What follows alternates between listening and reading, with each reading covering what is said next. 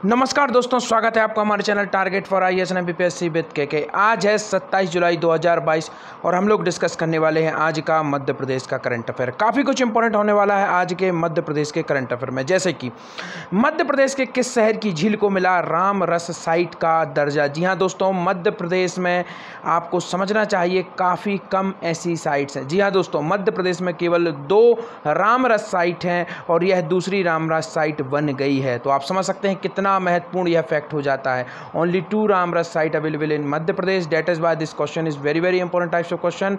यह क्वेश्चन आपके current affair का ही नहीं बल्कि आगे चल के आपको स्टैटिक्स जीएस का भी पार्ट बन जाएगा। जी हाँ दोस्तों, यह मध्य प्रदेश का जो आपका जीएस है उसका भी यह पार्ट बन जाएगा। तो इसको हमें काफ़ी डीपली तरीके से समझना है। काफ़ी ऐतिहासिक यह झील है और इतिहास से इसका संबंध है। तो चलिए आगे बढ़ते हैं। हमारा पहला क्वेश्चन है, मध्य प्रदेश के किस शहर की झील को मिला राम रस साइट का दर्जा। दोस्तों, यह वही झील है जो कि एक मध्य प्रदेश का प्रमुख, आप सभी को मालूम होना चाहिए, राजवंश है जो कि वर्तमान में भी राजनीति में काफ़ी सक्रिय है। अब आप लोग समझ ही गए होंगे। आपका ऑप्शन नंबर 1 है सागर, सतना, जबलपुर या फिर शिवपुरी। तो राजवंश दोस्तों सिंधिया राजवंश से यह संबंधित है, शिवपुरी। और शिवपुरी सिंधिया राजवंश की क्या है, ग्रीष्मकालीन राजधानी है दोस्तों। और यहीं पर है आपकी सांख्य राज्य झील, जिसको आप सभी लोग जानते हैं। सिंधिया वंश का यह शिकार गाह भी हुआ करता था। ग्रीष्मकालीन राजधानी माधव राव जो प्रथम थे उनके द्वारा इसे दोस्तों ग्रीष्मकालीन राजधानी बनाया गया था। तो यह इंपॉर्टेंट हो जाता है। सिंधिया वंश की बात हुई है, कुछ इंपॉर्टेंट फैक्ट आपको बता देना चाहूँगा दोस्तों। महादजी दोस्तों याद रखिए, पॉइंट इंपॉर्टेंट है। महादजी दोस्तों आपको याद रखना है, राणोजी सिंधिया ने इस वंश की स्थापना की थी और सबसे प्रतापी राजा महादजी सिंधिया थे। और इसके बाद में आपको पॉइंट याद रखना है, नेक्स्ट इंपॉर्टेंट पॉइंट, कि इनकी जो पहले की राजधानी थी वह उज्जैन हुआ करती थी, परंतु आफ्टर इन्होंने उज्जैन से इसे ट्रांसफर किया और 1810 में दोस्तों नाम क्या है, दौलत राव सिंधिया, काफी अधिक इंपोर्टेंट नाम है इनका। इनके द्वारा 1810 में ग्वालियर को राजधानी बना दिया जाता है। इनके पूर्व लोकेंद्र सिंह नामक जाट एक शासक था ग्वालियर का, उसे ग्वालियर से निष्कासित करके इन्होंने अपना शासन यहाँ पर कायम किया था। ग्वालियर के किले का निर्माण 525 ईस्वी में दोस्तों सूरज सेन द्वारा किया गया था और इसे किलों का रत्न अर्थात जिब्राल्टर भी कहा जाता है। तो इसको भी आपको याद रखना है, काफ़ी अधिक इंपॉर्टेंट यह भी हो जाता है दोस्तों। और 1857 की क्रांति के समय सिंधिया वंश के राजा कौन थे, जीवाजी सिंधिया।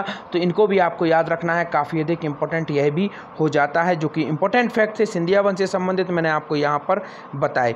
अब आपको बता देना चाहूँगा सागर में भी एक झील है दोस्तों जिसको बंजारा झील के नाम से भी जाना जाता है। काफ़ी अधिक इंपॉर्टेंट झील है यह भी, तो इसको भी आपको याद रखना है। सागर में ही डॉक्टर हरि सिंह और यूनिवर्सिटी है, 1946 में इसकी स्थापना की गई थी और यह मध्य प्रदेश की प्रथम यूनिवर्सिटी थी। साथ ही साथ मध्य प्रदेश की फर्स्ट सेंट्रल यूनिवर्सिटी भी यही थी। तो इसको आपको याद रखना है दोस्तों। सतना का ऐतिहासिक रूप से काफ़ी अधिक इंपॉर्टेंट महत्व है। क्यों महत्व है, क्योंकि यहीं पर दोस्तों भरहूत का स्तूप प्राप्त हुआ था। काफ़ी अधिक इंपॉर्टेंट यह स्तूप है दोस्तों, सांची के समकालीन बना यह स्तूप है दोस्तों। 1873 में जनरल कनिंघम ने इसकी खोज की थी। इस पर जो लिपि है वह किस भाषा में है दोस्तों, खरोष्ठी। और यह किसके कालीन है, अशोक कालीन निर्मित यह स्तूप है दोस्तों। काफ़ी अधिक इंपॉर्टेंट है। चर्चा हुई है सांची की, तो सांची से इंपॉर्टेंट भी फैक्ट आपको बता देना चाहूँगा दोस्तों। मध्य प्रदेश की प्रथम ग्रीन सिटी, मध्य प्रदेश की प्रथम सोलर सिटी, और आप सभी को मालूम ही है इसे यूनेस्को विश्व धरोहर सूची में शामिल कर ही दिया गया है। कब किया गया था, 1989 में इसे यूनेस्को विश्व धरोहर सूची में शामिल किया गया था। और सबसे पहले किसे किया गया था, खजुराहो को किया गया था। चंदेल वंश द्वारा इनका निर्माण किया गया है। 950 ईस्वी से 1050 ईस्वी के मध्य इन मंदिरों का निर्माण किया गया था। तो इसको आपको याद रखना है, काफ़ी अधिक इंपॉर्टेंट यह भी हो जाता है। काफ़ी कम मौका ऐसा मिलता है जब हम इतिहास के फैक्ट को डिस्कस करते हैं दोस्तों, और मध्य प्रदेश का इतिहास तो काफ़ी अधिक इंपॉर्टेंट फैक्ट है। क्यों इंपॉर्टेंट है, क्योंकि अभी तक आप देखेंगे जितने भी जो एग्जाम्स होते हैं मध्य प्रदेश के, उनमें मध्य प्रदेश के हर पार्ट से भर कर क्वेश्चन पूछ लिए गए हैं, परंतु इतिहास ही एक ऐसा अनछुआ पार्ट बचा हुआ है जो कि आपको बुक्स में भी उतने अच्छी तरीके से नहीं मिलता है और इससे डीप क्वेश्चन बनने के सबसे अधिक चांस भी रहते हैं। तो whenever we discuss about India Madhya Pradesh history we should focus, आपको उस पर फोकस रखना है और अच्छे तरीके से आप इसे नोटिस भी करते जाइए। और इस लेक्चर की PDF आपको टेलीग्राम चैनल पर मिल ही जाएगी, लिंक डिस्क्रिप्शन में है, वहाँ से आप मेरा टेलीग्राम चैनल ज्वाइन कर सकते हैं। टेलीग्राम चैनल पर आपको मिलेगा एक जिला एक उत्पाद योजना के अंतर्गत पूरे 52 जिलों के लिए कौन कौन से उत्पाद निर्धारित किए गए हैं, इसकी PDF भी आपको टेलीग्राम चैनल पर मिल जाएगी। इसके साथ ही साथ में मध्य प्रदेश के अभी हाल ही में दिए गए पूरे के पूरे अवार्ड 2022 में कालिदास अवार्ड हो गया, आपका तानसेन अवार्ड हो गया, हिंदी ग्रंथ अकेडमी के भी काफ़ी सारे अवार्ड हैं, पूरे अवार्ड मध्य प्रदेश के आपको वहाँ पर मिल जाएंगे। पद्मश्री अवार्ड की जानकारी भी वहीं पर मिल जाएगी, तो इन सभी को प्राप्त करना ना भूलें। Link in description, you can go join my Telegram channel.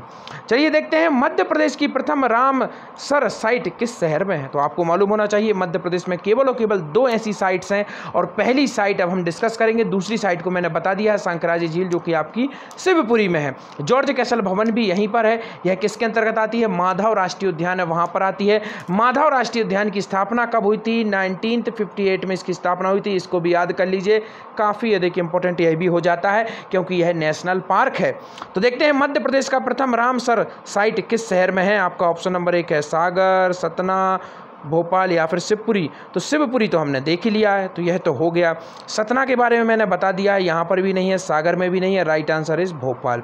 Bhopal का भोजताल को इसमें शामिल किया गया था दोस्तों। 2000 से 2002 का सन आपको देखने को मिलेगा, उस दौरान इसे शामिल किया गया था और यह अत्यंत ही इंपॉर्टेंट हो जाता है। इस तालाब का निर्माण राजा भोज द्वारा किया गया था। काली अस्वत्थ नदी से इसे जल की प्राप्ति भी होती है, तो यह काफ़ी अधिक इंपॉर्टेंट हो जाता है। इसके साथ ही साथ मैं आपको बता देना चाहूँगा भोपाल 5 पहाड़ियों पर बसा हुआ है। इसके साथ ही साथ मुख्यमंत्री निवास किस पहाड़ी पर है? श्यामला हिल्स पर है। इसके साथ साथ अगर आप देखेंगे मुख्यमंत्री निवास श्यामला हिल्स पर है, और अगर आप इसके पैरेलली देखते हैं जो मध्य प्रदेश का विधानसभा भवन है वह कहाँ पर है? अरेरा हिल्स पर। तो इसको भी याद कर लीजिए, काफ़ी अधिक इम्पोर्टेंट यह भी हो जाता है। आगे बढ़ते हैं।